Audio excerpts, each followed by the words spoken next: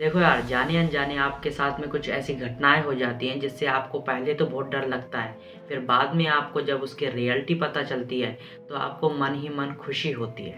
तो चलिए एक डरावनी कहानी की शुरुआत करते हैं।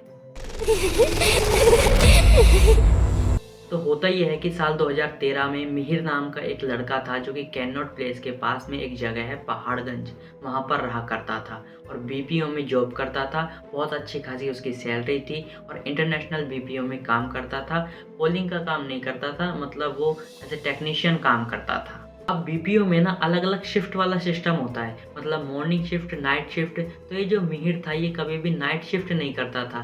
चाहे इससे आप कितना ही बोल दो, ये कभी भी नाइट शिफ्ट नहीं करेगा।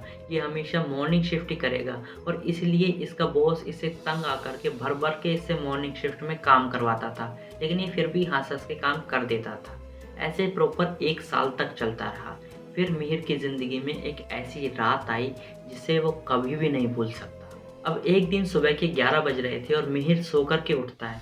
उसने जब अलार्म की तरफ देखा तो ये सोचा कि यार मैं तो लेट हो गया, सुबह के 11 बज गए। फिर उसने सोचा कि मैं लेट हो तो गया, एक बार बॉस से कॉल करके पूछ लूँ कि आना ज़रूरी है, नहीं तो फिर मैं छुट्टी ले लूँगा। उसने ये सोचकर अपने बॉस को कॉल कर दिया और जब उसके बॉस ने कॉल उठाया तो मिहिर ने कहा कि सर मैं आज उठने में लेट हो गया, तो क्या आज आना ज़रूरी है? नहीं तो मैं आज छुट्टी ले लेता हूँ। तो उसके बॉस ने कहा कि नहीं मिहिर, मैं आज तुम्हें बिल्कुल छुट्टी नहीं दे सकता, क्योंकि तुम पहले ही बहुत छुट्टियाँ ले चुके हो, कभी किसी चीज़ के लिए, कभी किसी चीज़ के लिए। अब एक भी छुट्टी मैं तुम्हें नहीं दूँगा और एक काम करो, तुम नाइट वाले शिफ्ट में आ जाओ। क्योंकि अभी तो मैंने कोई टेक्नीशियन बुला लिया, लेकिन अब जब तुम नाइट वाले शिफ्ट में आओगे तो तुम्हें तुम्हारी गलती का रियलाइज़ भी हो जाएगा कि तुमने गलती की है और मेरा काम भी हो जाएगा। तो उसने अपने बॉस से कहा कि ठीक है, मैं आ जाऊँगा। अब रात के 8 बज रहे थे और मिहिर अपने घर से अपने ऑफिस के लिए निकल जाता है। मस्त कैंटीन में खाना-वाना खा पी कर मिहिर 10 बजे से पहले फ्री हो जाता है और 10 बजे अपने काम पर लग जाता है। और रात का टाइम था, ज़्यादा काम था नहीं, नाइट शिफ्ट थी, तो मिहिर ने अपने बॉस से कहा कि मैं अभी निकल जाऊँ, क्योंकि रात का टाइम है, ज़्यादा काम यहाँ पे है नहीं और जितना भी था मैंने सब निपटा दिया। उसके बॉस ने कुछ देर सोचा, फिर कहा कि ठीक है, तुम चले जाओ। उस टाइम रात के 3 बज रहे थे, जिस समय सब सो रहे होते हैं, उस समय बहुत सारी ऐसी चीज़ें होती हैं जो सड़कों पर भटकती रहती हैं। अब ध्यान से सुनना। मिहिर ऑफिस से नीचे उतर कर आता है और वो देखता है कि कोई ऑटो वगैरह मिल जाए तो, पर रात ज़्यादा हो चुकी थी, रात के 3 बज रहे थे, तो बहुत देर खड़े रहने के बाद भी उसे कोई ऑटो वगैरह नहीं मिला। फिर मिहिर ने सोचा कि यहाँ से पहाड़गंज कितना सा ही दूर है, मैं पैदल ही निकल जाता हूँ और वो पैदल चलने लग गया।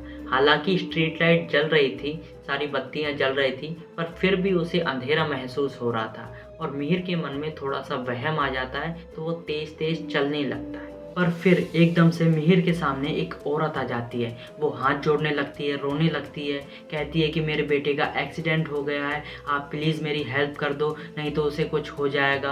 और वो बहुत तेज़-तेज़ रोने लगती है। फिर मिहिर सोचता है कि अभी तो मेरे आगे से पीछे तक कोई भी नहीं था, अभी ये कहाँ से आ गई?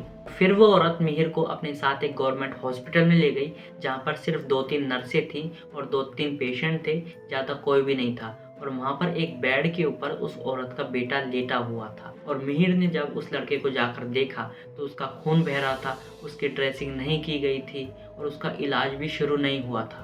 तब मिहिर ने एक नर्स को बुलाकर कहा कि आप इसका इलाज शुरू क्यों नहीं कर रहे?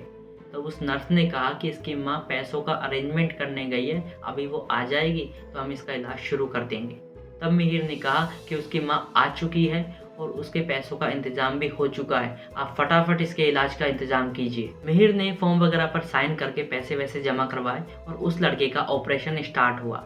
और उसका ऑपरेशन ख़त्म होने के बाद में मिहिर ने उस औरत से कहा कि आपका लड़का अब खतरे से बाहर है, अब वो बहुत जल्दी रिकवर हो जाएगा, आप टेंशन मत लो।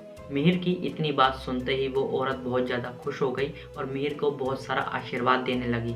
भगवान तुम्हें हमेशा खुश रखे। इतने सारे आशीर्वाद लेकर मिहिर मन ही मन बहुत ज़्यादा खुश हो गया और वो उस औरत से कहकर गया कि मैं कल इसे दोबारा देखने आऊँगा, आप इसका ध्यान रखना, है ना? अभी मैं चलता हूँ, कल दोबारा से आऊँगा, ठीक है? और ये कहकर मिहिर वापस उसी सड़क पर आ जाता है, हाईवे पर, जहाँ से वो हॉस्पिटल के लिए गया था। मिहिर सड़क पे चलता चलता इन सब बातों को याद कर ही रहा था कि उन्होंने कितना सारा आशीर्वाद दिया उसे, और उसके जो पैसे थे वो बहुत ही सही काम में यूज़ हुए, किसी की हेल्प में यूज़ हुए।